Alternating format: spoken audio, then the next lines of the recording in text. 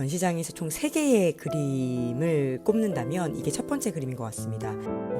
저는 이 그림 앞에서 정말 오랫동안 있게 되었어요. 그림톡. 안녕하세요. 되게 오랜만에 인사드리는 것 같아요. 그동안 조금 바빴습니다. 미술관 조금 계속 다니긴 했는데 편집할 시간이 없어서 네, 오랜만에 좀 업로드하는 것 같아요. 오늘은 마이아트 뮤지엄에서 열리고 있는 전시죠. 이탈리아 국립 카포디몬테 미술관 16세기 컬렉션 나폴리를 거닐다를 조금 소개해 드리고 싶어요. 이 전시 11월 30일까지 좀 열리고 있고요. 크게 조금 주목받는 화가로 조반니 볼디니 그리고 조아키노 토마 등의 좀 당대 작가들의 19세기 유화, 수채화, 파스텔화 약 77점이 소개되고 있습니다. 저는 이 전시를 보면서 한 그림 앞에서 약간 눈물이 왈칵 좀 나오려던 걸 좀 참았던 순간도 있어서 그 부분도 후에 소개해 드릴게요.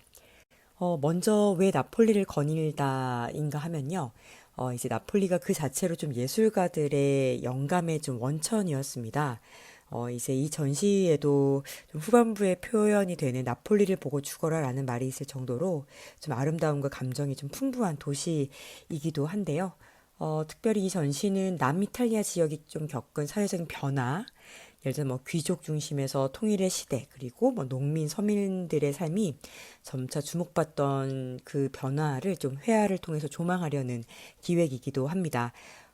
크게 작품은 네 개로 나뉘어져 있는데요. 먼저 첫 번째는 그녀들을 마주하다라고 해서 다양한 여성상이 나와요. 귀족, 평민, 그리고 좀 이런 부분이 나오고 또 특별히 재밌었던 건 이게 귀족 평민에 있어서 그 전시장의 색깔이 달랐던 것도 좀 재미있었습니다.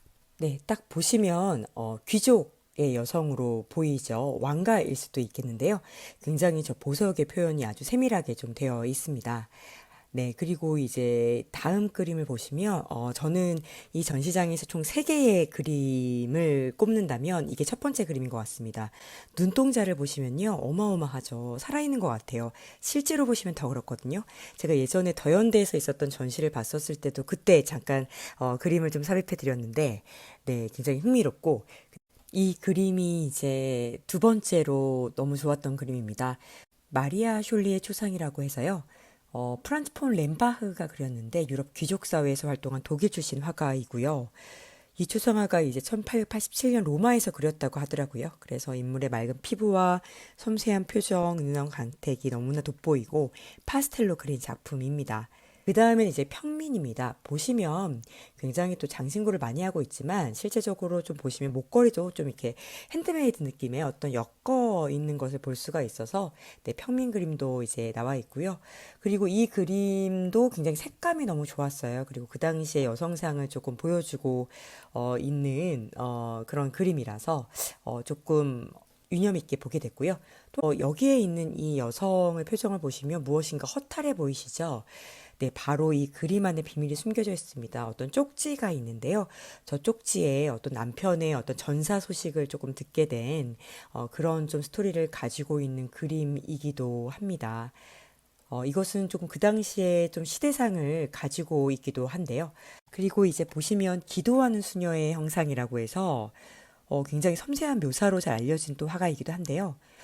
그리고 이 그림 보시면, 이렇게 그림에 어떤 액자에 또 그림이 그려져 있고, 저는 이 그림의 이제 끝부분에 어떤 이 꽃이 이, 액자를 뛰어넘어서 그려져 있는 부분이 너무 흥미로워서 조금 이 부분을 보게 되었고요.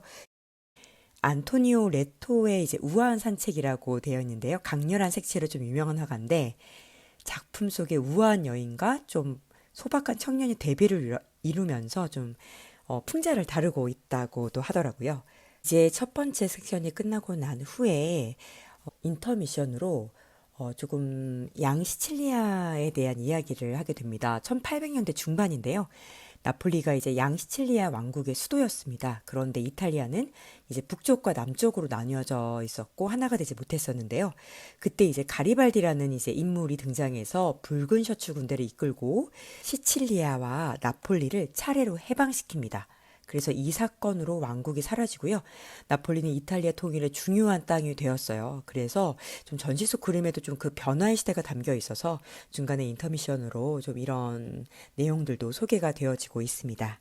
그리고 이 부분 이제 보시면 동방의 매력이라고 해서 네, 이탈리아에서 또 이 오리엔탈리스트나 네오플리페이안 화가들에 대한 이야기가 좀 다뤄져 있어요.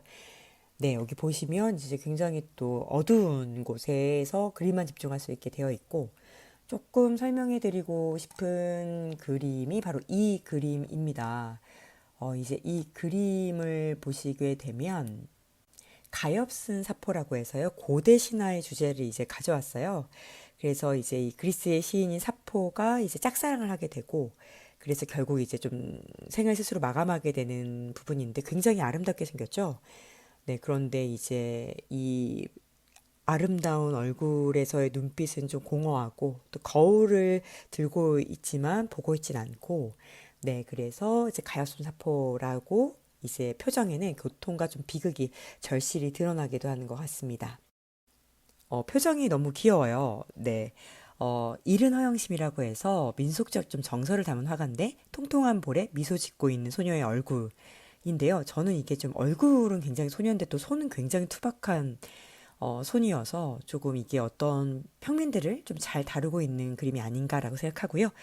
그리고 이 그림 보시면 이제 조금 새가 죽어 있는데 그 당시에 이 새들이 좀 연인들을 표현했다라고 하고 있어요. 그래서 좀 사랑의 슬픈 좀 그림이 담겨져 있는 것 같고, 네, 이 그림 역시도 쭉 이렇게 보면 역시나 이제 원화가 주는 그리고 이제 좀 이 유화로 덧바른 듯한 이 투박한 것이 저희가 너무 좋잖아요. 그리고 이제 아까 말씀드릴 때 그 조반니 볼디니 되게 유명하다고 좀 말씀드렸죠. 어떻게 보면 좀 인물화에 있어서 그래도 참 손꼽히는 사람 중에 한 사람인데 여성 인물을 즐겨 그렸고요. 빠른 붓질로 이제 조금 그림을 그렸습니다. 이 그림은 얼굴은 굉장히 자세히 묘사가 되어 있는데요. 네, 어떤 그 이후의 신체는 조금 이렇게 날린 듯이 그려서 좀 생동감이 또 넘치기도 하는 것 같습니다. 네, 그리고 이곳은 마치 사진을 찍어 놓은 듯한 느낌이 있어가지고 실제로 이렇게 여성의 얼굴이 보이지 않고 뒷모습이 있고요. 이 다음 그림 이제 보시면 네, 굉장히 좀 이렇게 날린 듯한 그림인데 우리가 어디선가 이 고양이의 표정은 한 번씩 본 적이 있잖아요. 너무 귀여워서 좀 가져왔고 그리고 이제 여기서는 그 당시에 조금 귀족들의 취향이라고 할까요? 좀 그런 부분이 표현이 되어 있는 것을 조금 볼 수가 있어요. 그 당시에 어떤 생활상도 알 수 있다라고도 이야기하고 있습니다.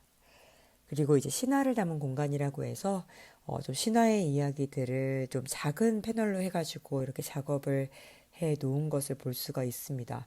그리고 여기 있는 그림 보시면 이제 로스파놀레토라고 해서 마리아 데 루카가 이제 역사와 여성 인물을 좀 넘나든 화가인데요. 좀 이 사람의 작품을 좀 재해석하게 되어서 네, 어떤 이렇게 창작가의 좀 고뇌가 열정과 고뇌가 좀 담겨져 있는 그림이기도 합니다.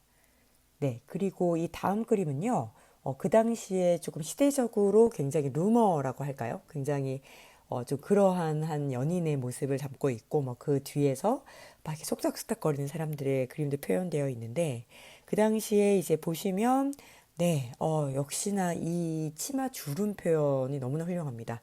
그리고 이것은 이제 주세페 데 니티스라고 주교의 오찬인데요. 17살 때 그린 그림이라고 하죠. 최후의 만찬 구도가 생각나는데 중산층 인사들이 좀 식탁에 둘러앉아 건배하는 모습인데요. 굉장히 이제 섬세한 묘사로 나 이렇게 그림 잘 그린다라는 17살의 이 작가의 어떤 자신감이 좀 느껴지고요. 이제 서민의 신뢰라는 또 부분을 가보시면 이 그림은 저는 와, 이렇게 자세하고 구체적으로 그릴 수 있는 게 좀 크거든요. 예, 캔버스가 좀 큰데 마치 이게 주방의 소꿉놀이도 이미지가 연상이 될 정도로 정말 섬세하게 그려놨어요. 근데 이렇게 주방을 섬세하게 그릴 게 되게 너무 재밌었어요. 그래서 이것도 실제로 가서 보시는 걸 추천드리고요. 네, 이제 진짜 찐이 나왔습니다. 조아키노 토마의 작품입니다. 여기 이제 그림 보시면 실제로 이 작가의 아들들이에요. 이제 쌍둥이를 그리게 됐고 그 아래에 보면요. 이제 이 아들이 2살이 채 되기도 전에 이제 죽어가는 장면을 이 작가가 2시간 안에 그렸다고 해요. 그 당시에 사진이 없었기 때문에 이 아들의 마지막 모습을 담고자 했던 아버지의 마음이 좀 막 느껴지면서 저는 이 그림 앞에서 정말 오랫동안 있게 되었어요. 그리고 특별히 또 이 그림은 이제 이 젊은 이제 사제가 그 당시에 좀 이탈리아에 전쟁이 있었기 때문에 조금 실제로 헌금이 들어왔을 때 이것을 어떻게 교회에 헌금을 해야 하는가 아니면 어떤 그런 자금으로 주어야 하는가 네, 어떤 그러한 고뇌를 담긴 그림이기도 합니다. 그리고 정물화에 이렇게 파리가 들어가 있는 장면이 너무 낯설기도 하면서 사실적이어서 가져왔고요. 이제 조금 마지막 섹션 쪽으로 가게 돼요. 이제 빛이 있었고 삶이 있었던 곳이라고 해서 이제 작품들이 설명이 되어지고 있는데요. 뭐 나폴리의 자연, 도시, 일상, 햇살, 바다, 삶의 순간들을 아주 이렇게 역동적이게 묘사하고 있고 색감 보세요. 이 그림 그냥 색감이 너무 좋습니다. 그리고 실제로 이거 되게 작은 캠퍼스에 그렸는데요. 그 당시에 어떤 그런 아이들의 모습, 고아들로 추정이 되는 모습들도 뭐 사실화처럼 그냥 그렸던 것을 조금 볼 수가 있습니다. 그리고 이게 아마 또 전시를 홍보하는 이미지로도 쓰이게 했는데요. 나폴리의 어떤 또 바다의 그림을 이렇게 멋스럽게 표현하게 되었고 이 그림은 그 당시에 또 야외 트라토리아라고 해서 빈센초 미글리아로가 그린 식당 장면인데요. 저널리스트처럼 나폴리의 일상을 사실적으로 기록한 작품이기도 합니다. 이제 마지막에는 조금 음악과 함께 이 나폴리의 어떤 영상이 이제 그려지게 되고 그리고 전시 후반부에는 좀 연도별로 이것을 좀 표현하고 있고요. 아까도 이제 말씀을 드렸던 나폴리를 보고 죽어라 라고 이 18세기부터 유럽의 예술가와 지식인들 사이에서 회자된 이 말을 좀 마무리를 하게 되면서 전시가 좀 마무리가 됩니다. 저도 어떻게 보면 좀 그렇게 큰 기대하고 가진 않은 전시인데 역시 원화의 힘을 느낄 수 있었고 또 어떻게 보면 이 당시에 어떤 이탈리아가 미술의 어떤 중심이 아니죠. 이미 프랑스로 넘어간 상태에서 그래도 좀 나폴리라는 좀 도시 그리고 이탈리아의 19세기 그림들을 볼 수가 있어서 굉장히 의의가 있었던 시간이었던 것 같습니다. 11월 말까지 진행이 되기 때문에 많은 분들 가서 보시면 좀 감동을 좀 느끼실 수 있을 것 같아요. 그러면 이상 전시 소개를 해드리면서 추천해드리면서 아름다운 가을날 좋은 추억들 많이 가지시기 바래요. 다음 전시에서 만나요. 그림톡